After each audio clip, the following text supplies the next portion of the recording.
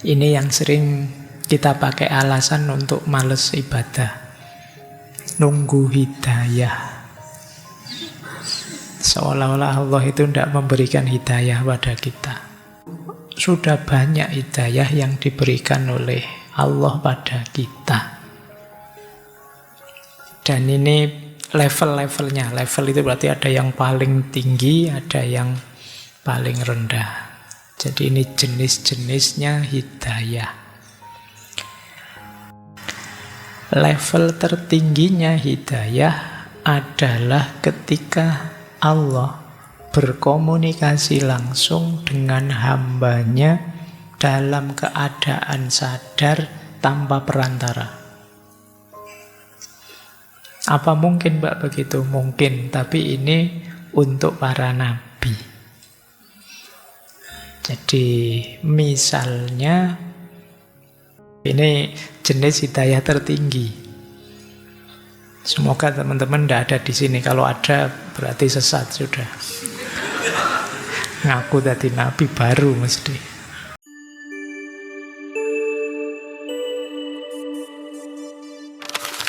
Assalamualaikum warahmatullahi wabarakatuh. Bismillahirrahmanirrahim. Alhamdulillahi rabbil alamin. Wa bihi nasta'inu ala umurid dunya waddin.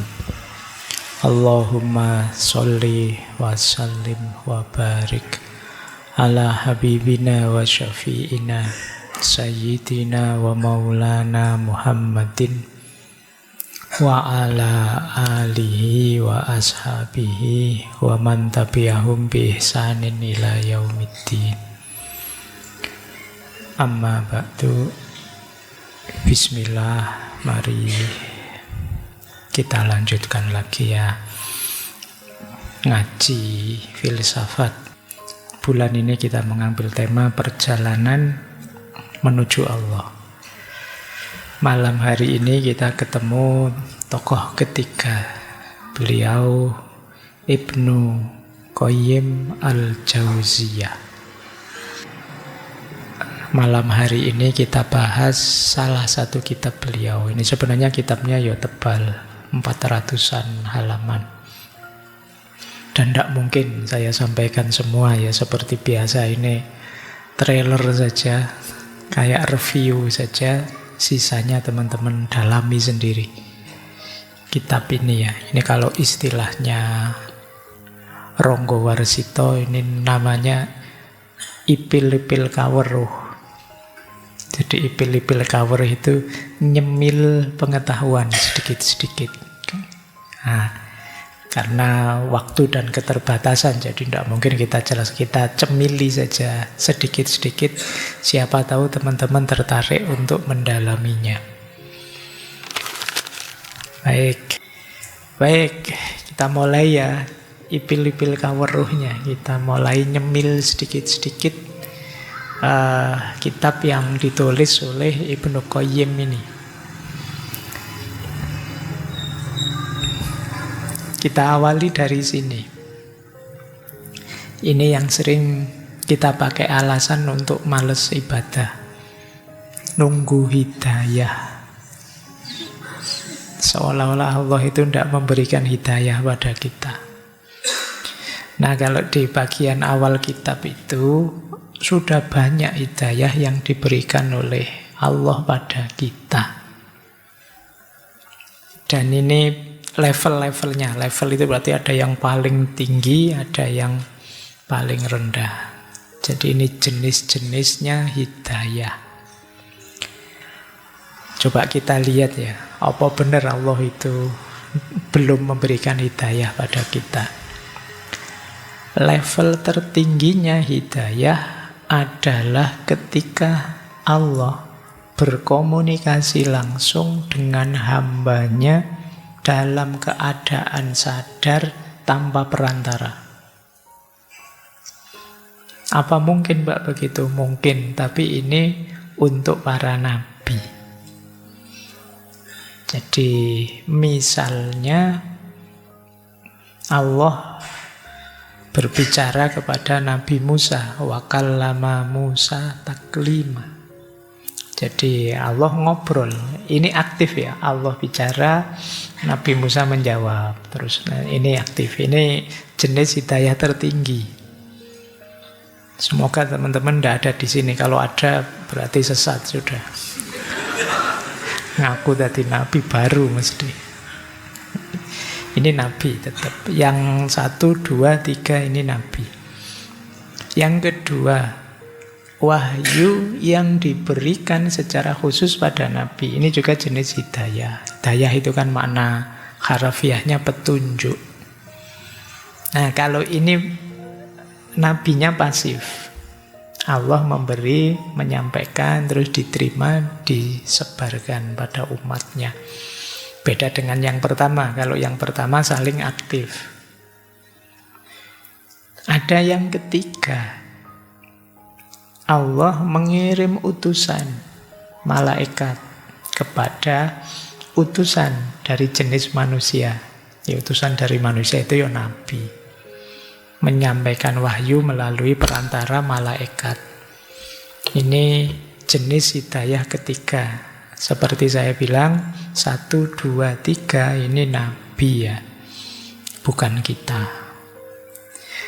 Loh, kalau begitu Allah tidak berkomunikasi Pak dengan kita. Masih ada jalannya yang lain.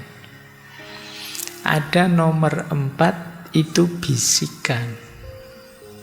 Ini untuk para aulia biasanya. Yang batinnya jernih itu bisa mendengarkan bisikan ilahiyah dalam dirinya. Cuma ini syarat dan ketentuan berlaku. Yo, tidak setiap bisikan, mentang-mentang ada. Wah, ini bisikan, ini mesti dari Allah. Tidak. Harus dilihat dulu.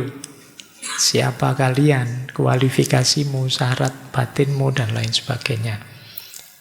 Tapi ada melalui bisikan. Ada lagi yang nomor 5, melalui pemahaman langsung dari Allah. Kita kadang menyebutnya ilmu laduni. Bisa. Jadi Allah langsung menganugerahkan pengetahuan itu dalam diri kita. Tanpa kita belajar dulu. Sedikit-sedikit mungkin adalah Allah yang menyampaikan pengetahuan yang kita tidak pakai belajar pengetahuan-pengetahuan fitri.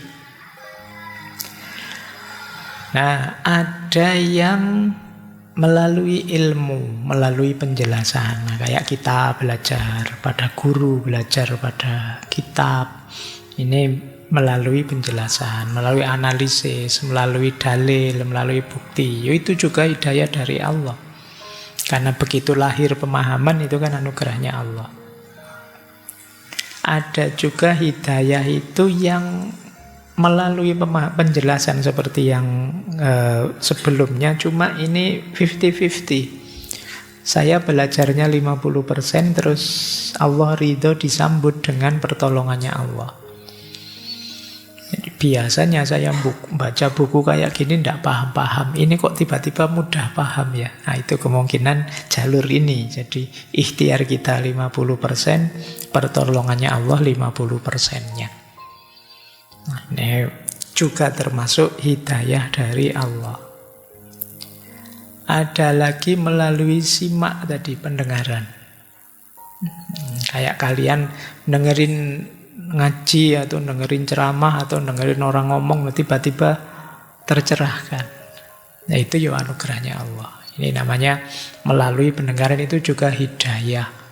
Tidak harus pengajian, mungkin mendengarkan lagu apa gitu tiba-tiba, wah, tersentuh saya, sadar saya. Nah, itu bisa. Itu juga bagian dari hidayah dari Allah. Jadi hidayah jalurnya banyak. Bisa juga melalui ilham. Jadi alhama yulhimu ilhaman. Ini seperti bisikan yang di atas tadi, cuma ini untuk kita orang biasa kadang-kadang juga tiba-tiba muncul inspirasi apa, dapat ilham dari Allah seperti apa. Ini juga bisa jalur. Yang terakhir, mimpi, ar-ru'ya as-sholihah, mimpi yang benar. Kadang-kadang Allah juga memberi petunjuk lewat mimpi, lewat isyarat-isyarat. Mungkin kalian Suatu ketika pingin atau sudah pernah melakukan sholat istikharah. Sholat istikharah itu kan sholat yang minta petunjuk pada Allah.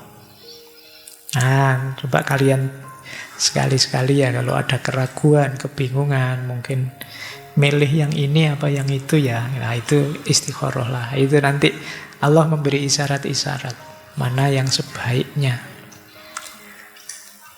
Baik, ya saya tahu kalau kalian mesti jawab istikharah gimana Pak yang dipilih ndak ada.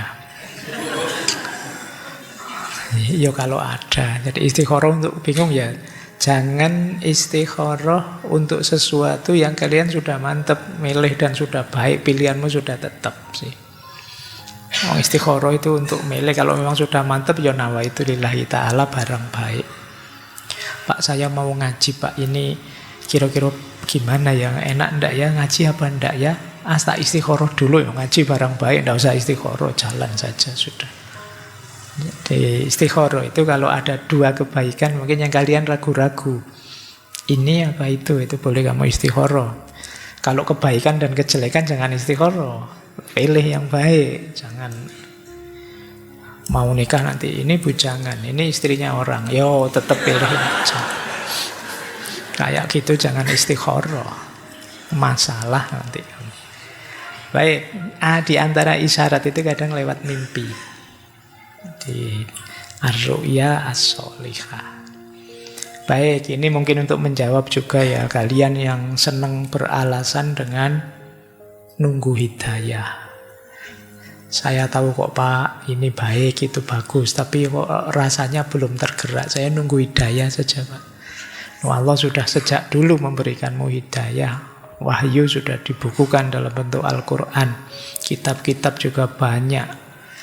Tinggal sebenarnya kalian mau gerak atau tidak sebenarnya. Jadi alasan nunggu hidayah itu jadinya kurang memadai. Kalau dilihat dari banyaknya jalur petunjuk yang diberikan oleh Allah. Oke, kita lanjutkan. Nah, ini kembali ke tema pokok. Iyyaka na'budu wa iyyaka nasta'in. Hanya padamu ya Allah aku menyembah, aku beribadah, dan hanya padamu ya Allah aku minta pertolongan. Nah, dijelaskan kemudian oleh Ibnu Qayyim. Kenapa sih kok ibadah lebih dulu? Isti'anah belakangan. Isti'anah itu ya mohon pertolongan. Mungkin ada yang namanya isti'anah, semoga ndak GR. Ya ini bentuk masdar dari ista'ana yasta'inu, minta pertolongan. Nah, kenapa ibadah dulu? Yang pertama, karena tugas utama kita di muka bumi ini Abdullah, yaitu menyembah Allah, beribadah pada Allah. Jadi pokoknya ibadah. Sementara isti'anah itu bagian atau sarana untuk melakukan ibadah. Jadi ibadahnya pokok. Kalau isti'anahnya itu media atau sarananya saja. Itulah kenapa iyyaka na'budu dulu, baru iyyaka nasta'in. Yang kedua, ibadah itu uluhiyah, berkenaan dengan asma Allah yang hakiki, yang zati, yaitu Allah. Sementara isti'anah itu rububiyah, berkenaan dengan ketika Allah yang memelihara, yang mengatur alam semesta. Berkenaan dengan Rob, makanya kita minta tolong Allah dalam konteks kehidupan kita. Jadi ini antara uluhiyah dan rububiyah, ya tentu saja uluhiyah didahulukan. Kemudian ibadah itu haknya Allah. Kalau isti'anah itu hak kita. Sebagai hamba kita berhak minta tolong. Nah, Sementara kalau untuk Allah ya sebagai ilah, sebagai Rob berhak disembah. Ya tentu saja harus dilebih dulukan haknya Allah. Bukan haknya kita seorang hamba. Jadi ini sudah runtut sudah. Iyyaka na'budu wa iyyaka nasta'in. Terus ibadah itu secara total mengandung isti'anah, minta tolong. Di antara cara kita menyembah Allah, beribadah pada Allah adalah minta tolong kepada Allah. Berarti memohon, bersandar, problem kita pasrahkan semua pada Allah. Ini kan namanya minta tolong. Itu kan bagian dari ibadah, tapi tidak sebaliknya. Tidak sebaliknya itu ya minta tolong tidak selalu kemudian berkaitan dengan ibadah. Jadi ibadah jauh lebih luas. Dilanjutkan oleh Ibnu Qayyim. Ibadah dituntut ikhlas. Tapi kalau isti'anah itu biasanya ada pamrih yang lain. Jadi ya bisa ikhlas, bisa tidak. Tapi isti'anah itu kan ada keperluan kita. Ada apa? Ada konotasi ego kita. Keinginan kita ikut main. Kemudian kalau ibadah hak Allah yang diwajibkan pada hambanya, kalau isti'anah itu permohonan untuk bisa melakukan ibadah. Jadi isti'anah terbaik adalah saya mohon ya Allah semoga aku bisa beribadah padamu. Allahumma a'inna ala dzikrika wa syukrika wa husni ibadatik. Jadi doa terbaik, doa mohon bisa ibadah sebaik-baiknya. Jadi ya tetap yang lebih utama ibadah. Wong itu juga bagian yang kita minta pada Allah. Makanya ibadah duluan, nak butuhnya duluan. Nah, kalau ibadah menggambarkan rasa syukur kita atas anugerahnya Allah, sementara isti'anah itu anugerahnya Allah itu sendiri yang diberikan pada kita. Jadi kita meminta anugerah. Kalau ibadah itu ya syukur kita atas segala anugerahnya Allah. Ya rasa syukur kita dulu kan. Terakhir, ibadah itu haknya Allah. Kalau isti'anah itu kewajibannya Allah. Pasti Allah akan menolong kita. Pasti Allah mengabulkan doa kita. Jadi hak dan kewajiban, ayo kita dulukan haknya Allah. Karena kewajiban Allah itu isti'anah kan ada konotasi menuntut Allah. Pada Allah sudah memberikan banyak pada kita. Baik, ini alasan ya. Saya tidak tahu mungkin kapan-kapan ada yang tanya pada kalian kenapa nak butuh dulu baru nasta'in. Karena memang yang satu berhubungan dengan Allah dan haknya Allah, yang satu hak kita dan kewajibannya Allah. Baik, kita lanjutkan. Nah, sekarang manusia yang dihubungkan dengan ibadah dan isti'anah ternyata macam-macam. Ini menurut saya pencermatannya beliau ini jeli tentang kategori manusia yang berhubungan dengan ibadah dan isti'anah. Ada jenis pertama manusia, ahli ibadah sekaligus ahli isti'anah. Beribadah pada Allah, ya minta tolongnya pada Allah. Iyyaka na'budu wa iyyaka nasta'in. Itu sepenuhnya. Ada yang kedua, ibadah tidak mau, isti'anah juga tidak mau. Ini lawannya yang pertama. Insya Allah bukan kita. Oke, semoga tidak ada yang begitu ya. Kita kan kelemahannya cuma kurang serius itu aja. Semoga setelah ini jauh lebih serius. Ada yang ketiga, ibadah mau, tapi isti'anah tidak mau. Kamu heran kan? Apa ada Pak begitu? Ada. Beliau mencontohkan misalnya ada kelompok Qadariyah. Qadariyah itu kan yang percaya kebebasannya manusia. Nah, kalau kelompok ini ya mereka ibadahnya sih ibadah pada Allah, tapi isti'anahnya mereka meyakini sepenuhnya alam ini sudah ada aturannya, ada sunatullahnya, ada rumusnya. Jadi apa-apa itu sudah ada sebab akibatnya. Jadi mau kita minta tolong pada Allah yang gimana ya tidak bisa, wong ini sudah ada rumusnya. Kalau kamu males ya gagal nanti, kalau kamu tidak rajin ya hidupmu kacau balau kamu. Ini sunatullah, dan Qadariyah meyakini ini 100%. Jadi tidak ada celah untuk intervensinya Allah, karena Allah sudah menetapkan hukum yang semacam ini, ya ini total. Ini dikritik oleh Ibnu Qayyim. Loh, kalau kita minta tolong pada Allah, apa sih yang tidak mungkin bagi Allah? Mungkin satu semester ini misalnya kuliah kita jarang masuk sama sekali, itu kan logikanya tidak lulus mesti.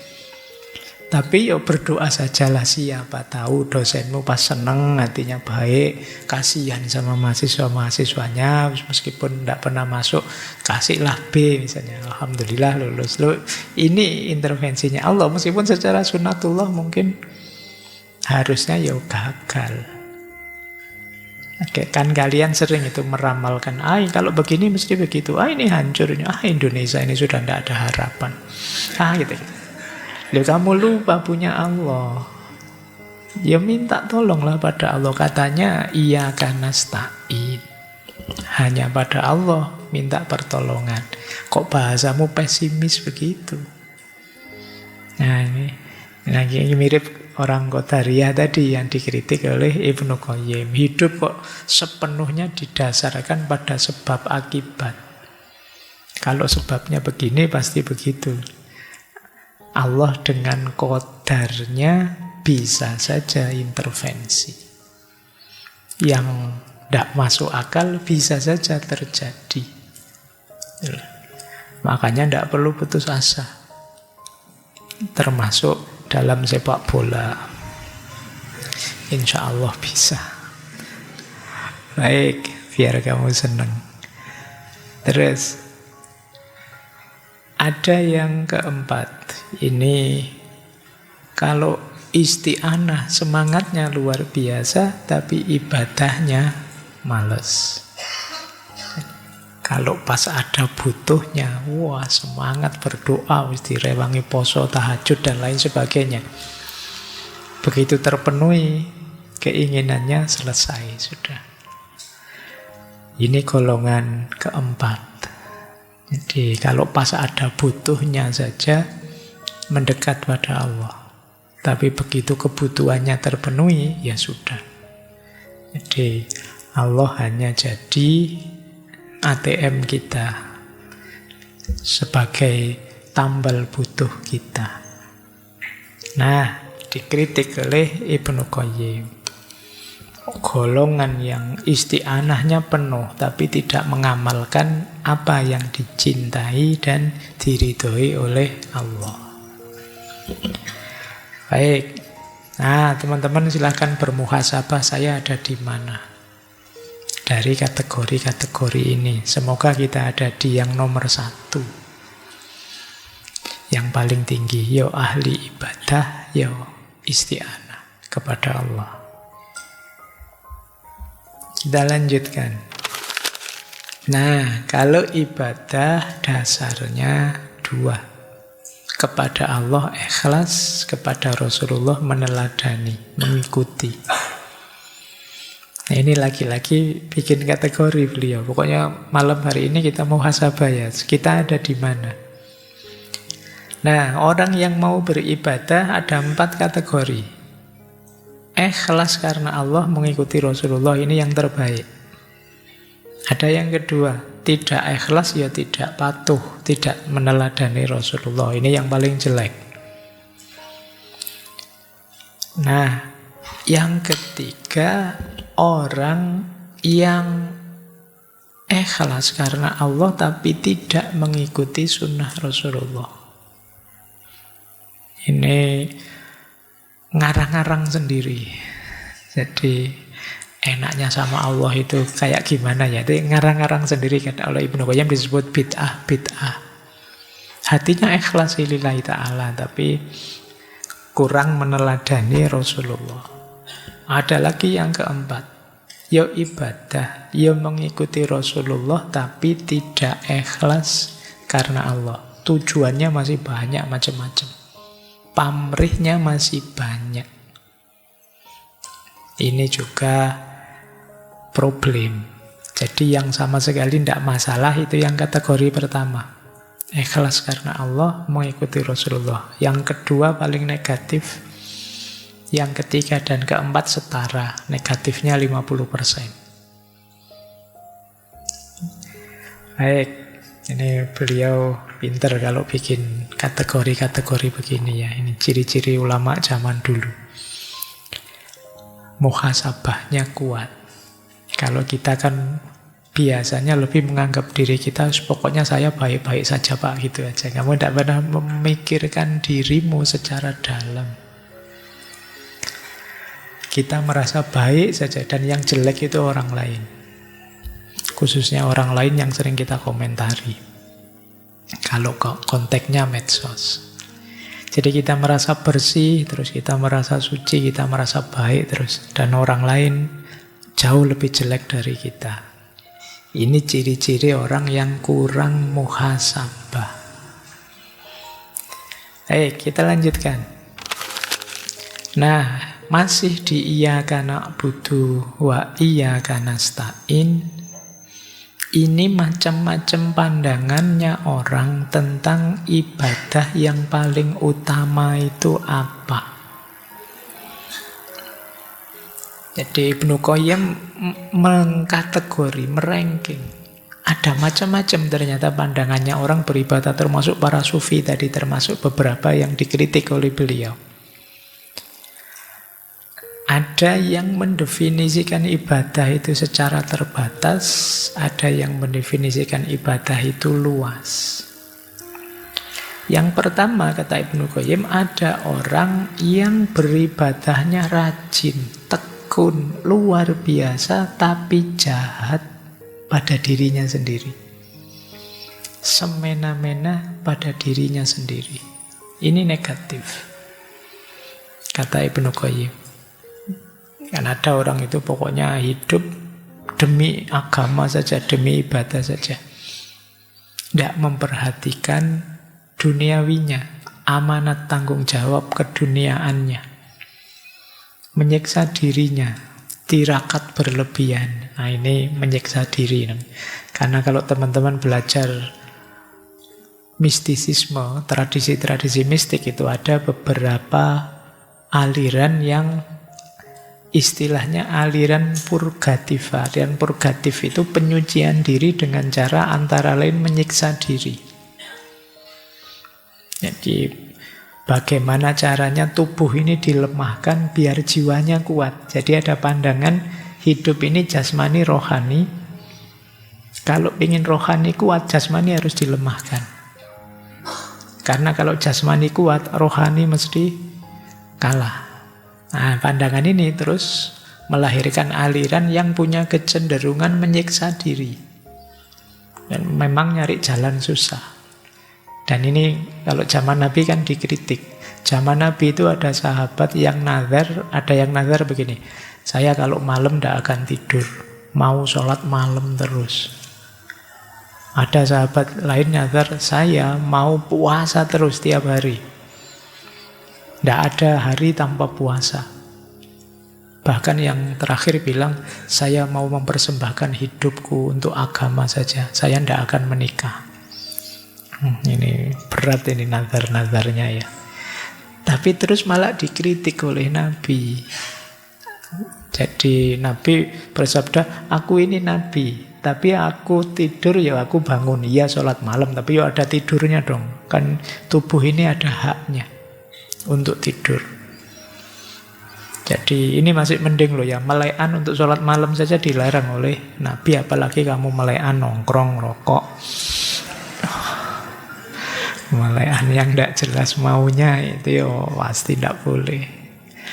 Kesehatan jasmani rohaninya kacau. Termasuk puasa. Puasa terus-terusan tidak boleh. Aku puasa juga aku buka puasa. Dan aku menikah. Jadi an-nikahu sunnati faman rohiba an sunnati falaisa minni. Jadi Nabi juga nikah. Jadi untuk kepentingan ibadah tidak boleh menyiksa diri. Masing-masing ada haknya. Harus kamu penuhi haknya. Makanya kalau dalam Islam itu puasa ya, tapi ya sahur diakhirkan keutamaan. Berbuka puasa diawalkan keutamaan. Itu karena sangat peduli dengan haknya tubuh ini. Baik, ini kelompok pertama yang menganggap ibadah itu mengorbankan kehidupan duniawi sepenuhnya. Ada yang kedua, orang yang menganggap ibadah paling utama itu zuhud. Dengan makna apa? Tidak peduli kehidupan duniawi. Jadi kan banyak pandangan-pandangan spiritual yang mengajak lari dari dunia. Ini juga negatif. Jadi, karena kita itu amanat kita tidak hanya amanat kehambaan, tapi juga amanat kekhalifahan. Kita oleh Allah diberi amanat mengelola, memakmurkan bumi ini. Ada lagi yang ketiga, mungkin teman-teman sering mendengar orang jenis ketiga ini, yang menganggap ibadah paling utama itu ibadah sosial. Menyantuni fakir miskin, membantu orang lain, dan lain sebagainya. Jadi yang penting kita baiklah Pak sama orang lain, urusan saya sholat atau puasa itu urusan saya. Nah, ini gaya ketiga. Jadi menganggap puncaknya ibadah itu di ibadah sosial. Loh, ibadah sosial itu harusnya iya, tapi ibadah individual, kewajiban-kewajiban pada Allah, ya harusnya dipenuhi juga, dia tidak kalah utama. Jadi dibolak-balik tetap harus ada semuanya. Jadi tiga yang pertama ini kata Ibnu Qayyim ini mendefinisikan ibadah secara sangat terbatas. Harusnya ibadah itu tanpa batas. Dengan definisi ibadah yang terakhir itu. Jadi ibadah yang paling utama itu ibadah yang sesuai waktunya dan sesuai tugasnya. Sesuai waktunya, sesuai tugasnya itu apa? Ya, misalnya, kalau kita sedang ada tamu, misalnya di rumah kita, kata beliau, ibadah paling utama ya memuliakan tamu. Kalau sedang belajar, misalnya, ya ibadah paling utama ya memuliakan yang ngajar, memuliakan teman belajar, menghargai buku. Jadi ini apa saja bisa jadi ibadah asalkan kita jalankan sesuai waktunya dan sesuai tugas kita, kewajiban kita. Dengan ketemu teman, ya kewajiban pada teman apa? Dilakukan. Ketemu orang tua, kewajiban pada orang tua apa? Itulah ibadah. Jadi apapun bisa bernilai ibadah kalau kita pas menjalankannya. Tidak terbatas di tiga yang atas tadi. Ini jenis ibadah. Jadi jangan dicampur-campur yo. Sebaik apapun ibadah kalau tidak pas waktunya yo negatif. Saya mumpung rajin sholat masih jam 9 pagi tak sholat zuhur tidak pas.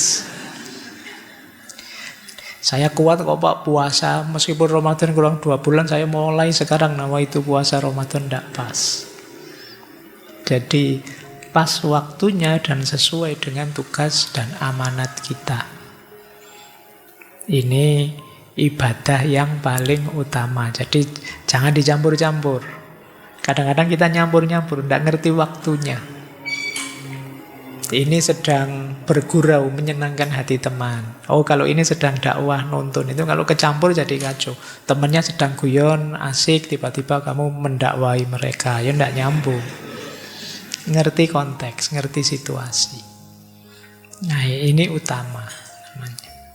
Baik, jadi inilah perbedaan pandangan. Ya memang sampai hari ini kan macam-macam ini masih ada. Yang ingin lari dari dunia, yang jahat pada dirinya sendiri, atau yang menganggap ibadah itu yang terbaik ya ibadah sosial saja, dan lain sebagainya.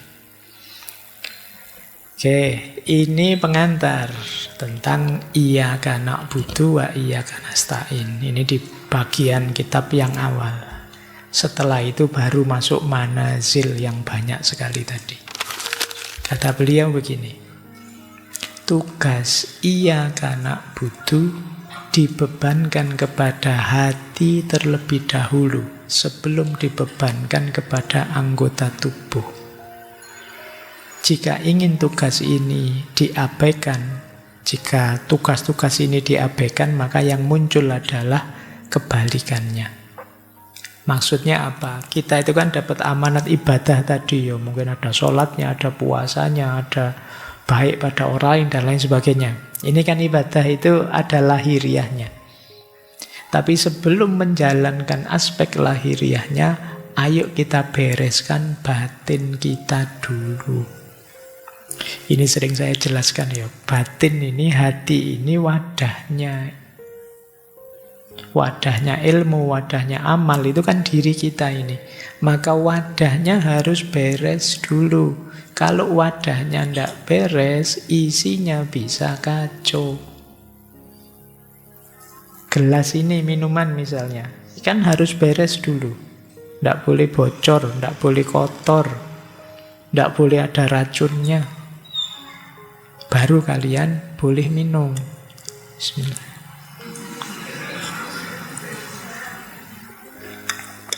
Baru enak diminumnya. Meskipun tidak pakai Kalian nunggu ahnya ya. Baik, jadi wadah penting. Sebaik apapun isi, kalau wadahnya tidak memadai, ya manfaatnya jadi jauh berkurang. Ibadahmu luar biasa, tapi hatimu rusak. Misalnya hatimu sombong, maka ibadah itu hanya jadi alatmu untuk menyombongkan diri. Hatimu berisi penyakit namanya riya, pamer, maka ibadahmu hanya akan jadi jalanmu untuk pamer pada orang lain. Maka bereskan dulu hati. Nah, ini yang dibahas di Madarijus Salikin. Hatinya beres dulu, ibadah jalan.